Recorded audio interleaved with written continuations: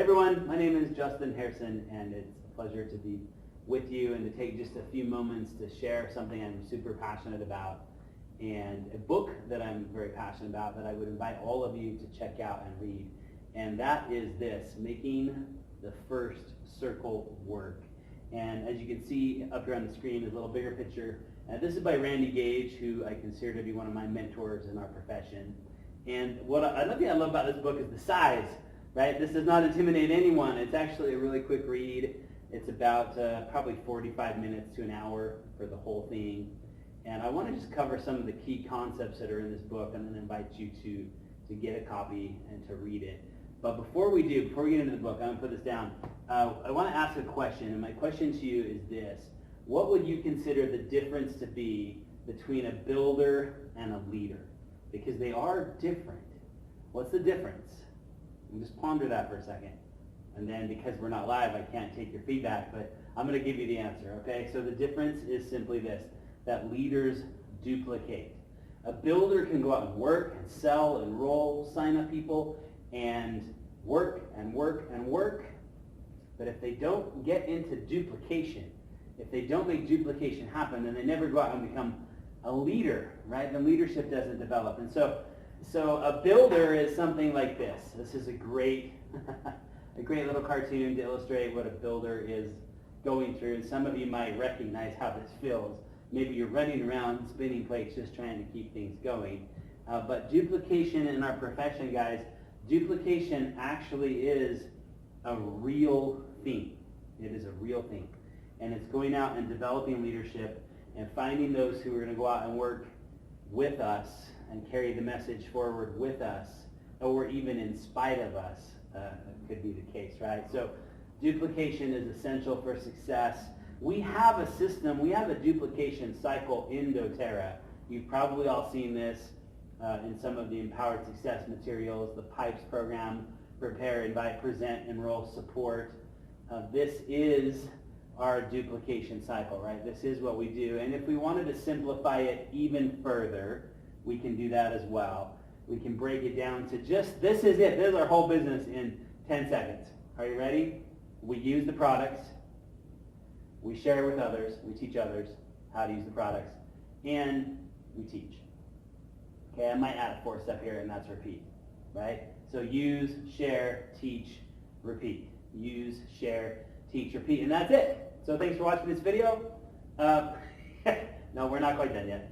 But it could be, because that is the essence of our business all wrapped up. So I want to highlight a couple of the points in this book because they're critical for you and I to be successful in this business. And so my first question would be, who is the first circle? And if we go back to the cover, let me go back to the cover image that you see there.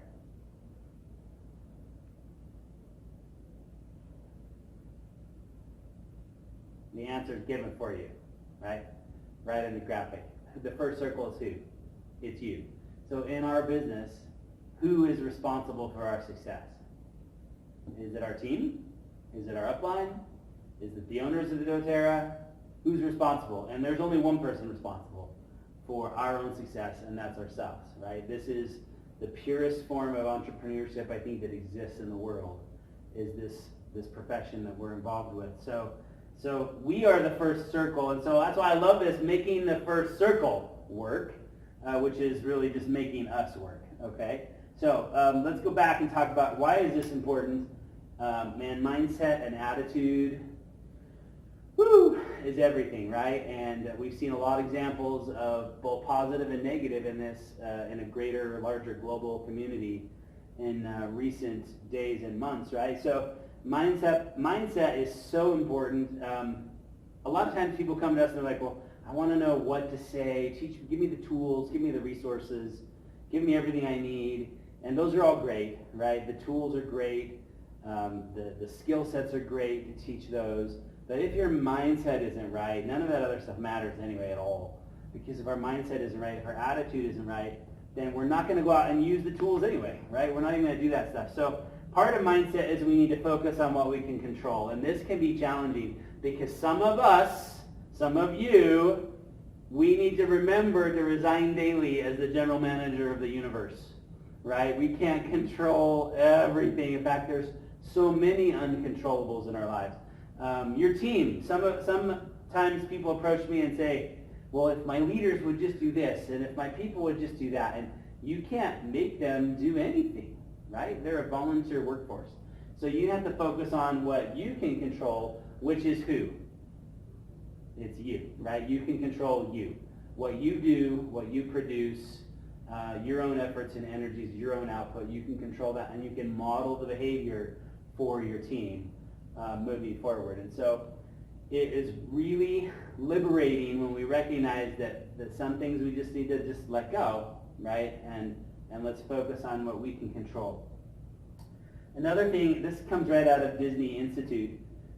Disney Institute is phenomenal. They have a phenomenal training program and university, really, for their employees, and even other corporations will attend, send to their CEOs and executives to the Disney Institute to learn some of these principles. And I love this quote, whatever is backstage will end up on stage. So just think about that for a second. At Disney, I'm assuming most of you have been or you're familiar with it, everything is a performance, right? Everything is a show that you're viewing at all times, even no matter really where you are in the park. The employees are called cast members, right? They're part of a production. And this is the same in our business, especially when you're teaching in an audience setting, whether it's a class of 2 people, 5 people, 500 people, whatever it is. If we got stuff going on in the background, emotional baggage, drama, trauma, she said, he said, whatever, we got to manage with that. We got to manage that before we go out on stage, because whatever's going on in the background is going to end up seeping out while we're on stage, and it will affect our performance, right? So let's just keep that in mind. It's going to help. It's going to destroy our attitude. So having a positive attitude is so important, right? There is no hope of success for the person that repels other people through negativity. The law of attraction dictates that people are drawn to us or repelled from us at every given moment. So whatever we're doing, whatever we're saying, is either drawing people to us or pushing people away from us at every given moment. So we have to be this person. Now, how do we be Mr. Smiley Face here?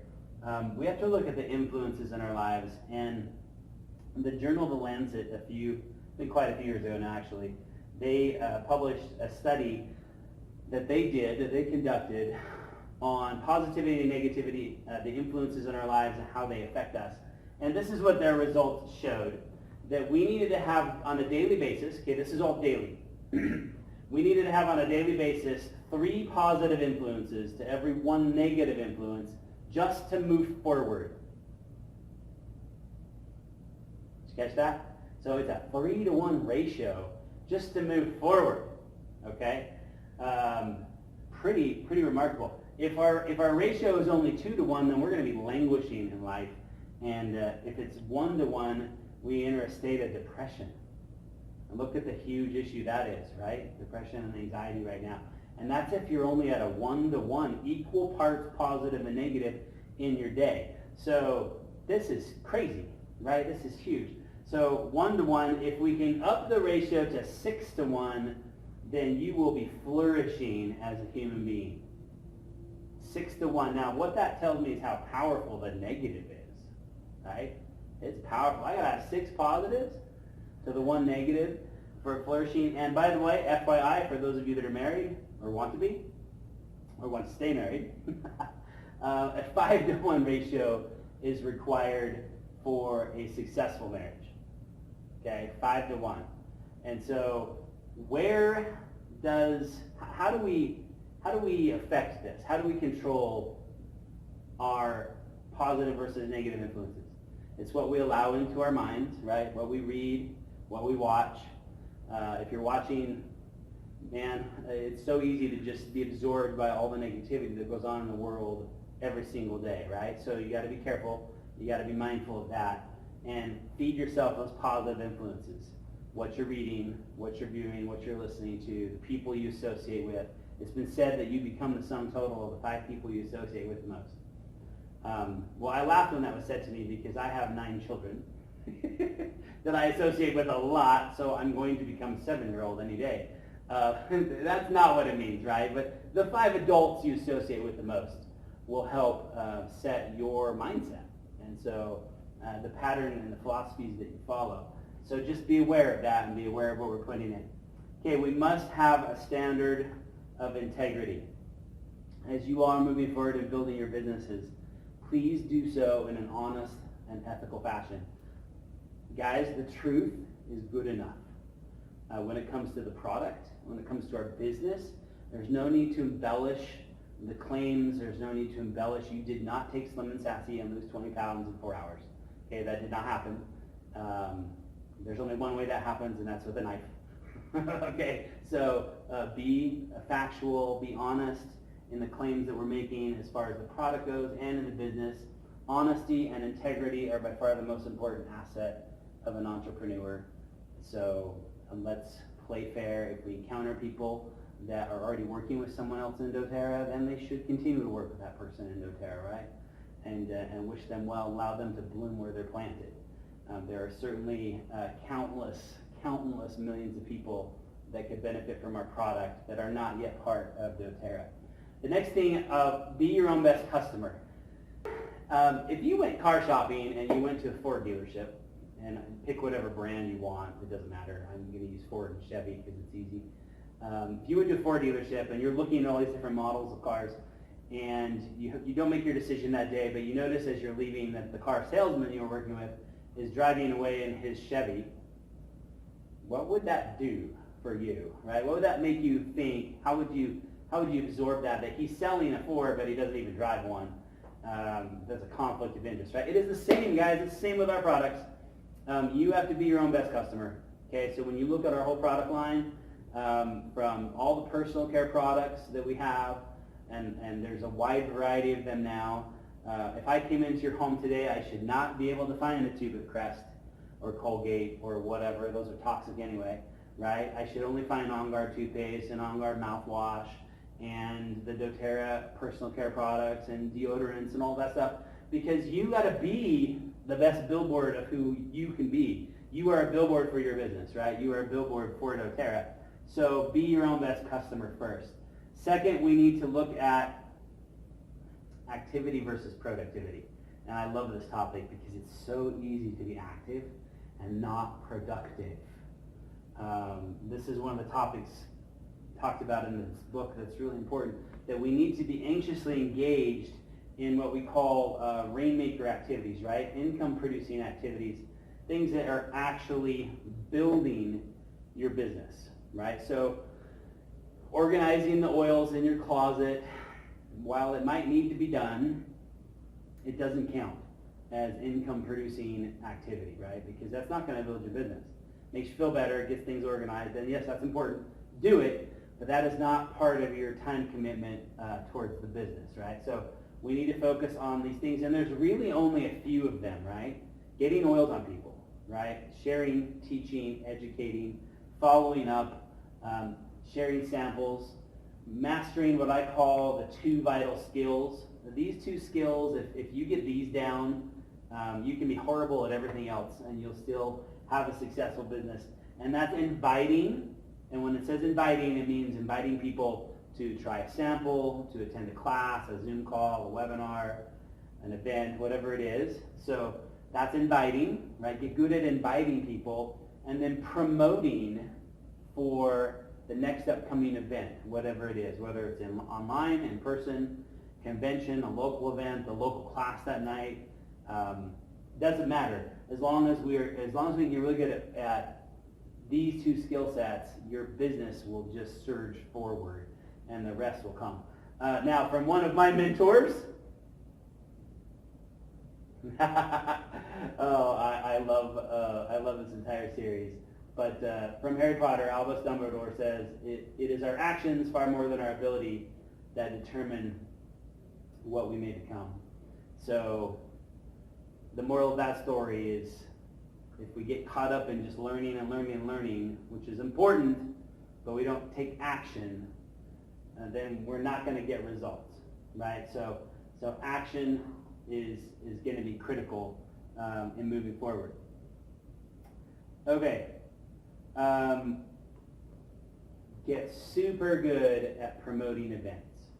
I mentioned that a little bit before, the 2 vital behaviors. I want to come back to this because at events, and this is a picture from one of our past conventions, and just so much energy, excitement happens at these events if you've not been. But promoting events, the reason you want to promote events is there's 2 main reasons. First, leaders are born at events. The vision of what is really happening in this amazing company goes from here to here only at these events, right?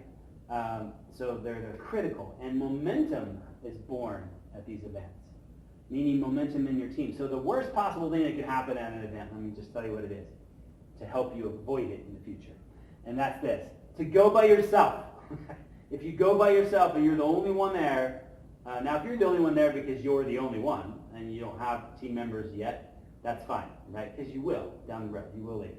But if you have a team and they don't come with you, it will be really sad you'll be sad the whole time because of what your team is missing. So don't do that, okay? Avoid that scenario. Your momentum for every person that you have attending the convention or whatever event it is, whether it's online or in person, for every person you have watching, your growth is going to grow exponentially. So super important. At the end of the day, guys, it all boils down to leadership. In making the first circle work, we have to lead. And I love this picture because there's 2 primary models of leadership in our society, and you see them both pictured here. There's the dictator or the boss up here at the top ordering the people what to do. Or there's the leader who's down in the dirt with the team, leading from the front instead of yelling from the back. And can I just tell you that leading by example works so much better. So much better. Remembering that your team is a volunteer workforce. They're not your employees, right? You can't fire them. And so you have to lead by example, and you have to lead from the front. And too many leaders are travel agents, right? Trying to send people where they've never been. And we don't want that. We don't want you to be a travel agent. We want you to step out and attract people to lead because you're leading, because you're attracting better people and moving forward, right? So that is a very light skim of the amazing resources that are found in making the first circle work. Highly recommend this. It's easy to find all over the place. Can't recommend it enough. Keeping in mind that who is the first circle, right? It's each of us. Each of us are the first circle for our business. And so go out and lead your team. Thanks for spending a few minutes with us.